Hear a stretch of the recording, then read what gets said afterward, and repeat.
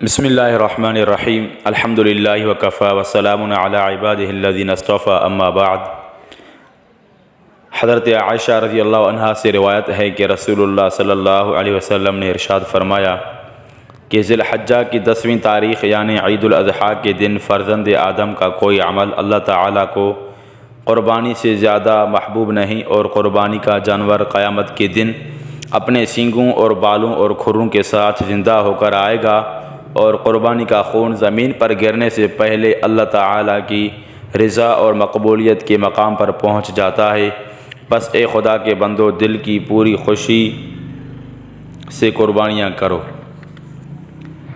اصل میں قربانی کی حقیقت تو یہ تھی کہ عاشق خود اپنی جان کو خدا تعالیٰ کے حضور پیش کرتا، مگر اللہ تعالیٰ کی رحمت کو دیکھیے، ان کو یہ گوارا نہ ہوا، اس لیے حکم دیا کہ تم جانور ذبح کرو، ہم یہی سمجھیں گے کہ تم نے خود اپنے آپ کو قربان کر دیا۔ چنانچہ حضرت ابراہیم علیہ السلام کو اللہ تعالیٰ کی طرف سے خواب کے ذریعے بشارت دی گئی کہ آپ اپنے اکلوتے بیٹے حضرت اسماعیل علیہ السلام کی قربانی پیش کریں۔ اب دیکھیے کہ یہ حکم اول تو اولاد کے بارے میں دیا گیا، اور اولاد بھی کیسی، فرزند اکلوتا، اور فرزند بھی ناخلف نہیں بلکہ نبی معصوم۔ ایسے سچے کی قربانی کرنا بڑا مشکل کام ہے۔ حقیقت میں انسان کو اپنی قربانی پیش کرنا اتنا زیادہ مشکل نہیں، مگر اپنے ہاتھ سے اپنی اولاد کو ذبح کرنا بڑا سخت مشکل کام ہے۔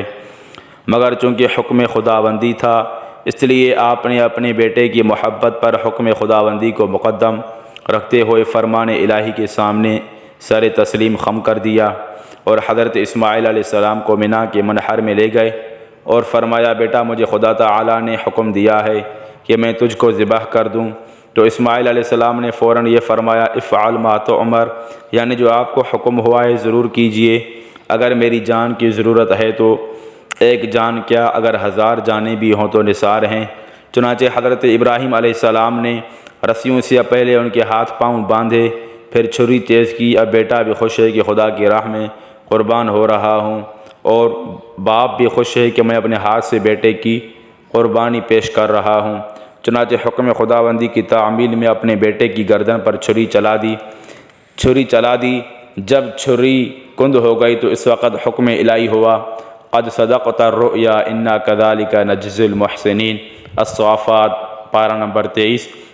بے شک آپ نے اپنا خواب اب سچ کر دکھایا، ہم نیکوکاروں کو اسی طرح جزا دیا کرتے ہیں۔ اب ہم اس کے عوض جنت سے ایک میڈھا بھیجتے ہیں، اور تمہارے بیٹے کی جان کے عوض ایک دوسری جان کی قربانی مقرر کرتے ہیں۔ چنانچہ اسی دن سے اونٹ، بھینس، گائے، مینڈھا، بکرا وغیرہ قربانی کے لیے بدلے میں مقرر ہو گیا ہے۔ قربانی کی ایک صورت ہے اور ایک روح ہے۔ صورت تو جانور کا ذبح کرنا ہے، اور اس کی حقیقت ایثار نفس کا جذبہ پیدا کرنا ہے اور تقرب الی اللہ ہے۔ تو ظاہر ہے کہ یہ روح بغیر جانور ذبح کیے کیسے حاصل ہو سکتی ہے، کیونکہ یہ بات پہلے معلوم ہو چکی کہ ہر صورت میں اس کے مطابق روح ڈالی جاتی ہے۔ نماز میں نماز کی روح، زکوٰۃ میں زکوٰۃ کی روح، اور قربانی میں قربانی کی روح ڈالی جاتی ہے۔ اللہ تعالیٰ نے جو صورت مقرر کر دی ہے وہ اختیار کرنا پڑے گی، تب وہ روح اس میں ڈالی جائے گی۔ اگر وہ کسی چیز کی قربانی طلب کریں تو قربانی دینی ہوگی۔ اللہ تعالیٰ فرماتے ہیں پارہ نمبر 4 رکوع نمبر 1 میں، لن تنالوا البر حتى تنفقوا مما تحبون، یعنی تم خیر کامل کبھی حاصل نہیں کر سکو گے یہاں تک کہ اپنی پیاری چیز کو خرچ نہ کرو گے۔ اور مال محبوب چیز ہے، مال میں سے جانور بھی زیادہ محبوب ہے، کیونکہ جاندار ہونے کی وجہ سے اس سے زیادہ محبت ہوتی ہے۔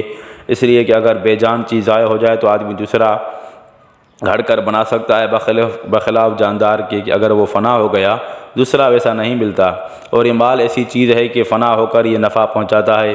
اگر کسی کے پاس 1 کروڑ روپیہ رکھا ہوا تو وہ بیکار ہے، اس سے کوئی نفع نہیں پہنچ سکتا جب تک اس کو خرچ نہ کرے۔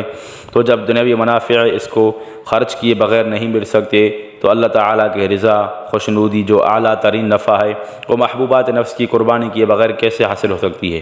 اور محبوبات کیا ہیں؟ جان، مال، اولاد، عزت، آبرو۔ اللہ تعالیٰ فرماتے ہیں پارہ نمبر 11 رکوع نمبر 2 سورہ توبہ میں، ان اللہ اشتری من المؤمنین انفسهم واموالهم بان لهم الجنہ، اللہ تعالیٰ نے مسلمانوں کی جانوں اور مالوں کے عوض جنت کے بدلے خرید لیا۔ غرض کہ آپ کو ان میں سے ہر چیز مٹانی ہوگی، تب کہیں بندگی کا اظہار ہوگا۔ در حقیقت جنت تو ایمان کے بدلے میں ملے گی، اور اعمال تو ایمان کی شناخت کا ذریعہ ہیں۔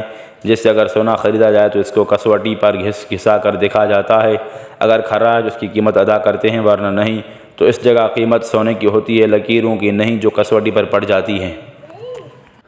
پس اسی طرح آخرت کے بازار میں جنت کے عوض ایمان کی قیمت ادا کرنی ہوگی۔ وہ ہمارے اعمال ان لکیروں کی طرح ہمارے ایمان کی پختگی کی علامت ہیں، اس لیے جنت حاصل کرنے کی غرض سے ہمیں محبوبات نفس کو قربان کرنا لازمی ہے۔ اگر مال خرچ کرنے کا حکم ہو تو مال خرچ کرو، جان دینے کا حکم ہو تو جان نثار کرو، عزت کی ضرورت ہو تو وہ بھی قربان کرو، یہ ہیں عشق کی پختگی کی علامات ہیں۔ السلام علیکم ورحمۃ اللہ وبرکاتہ۔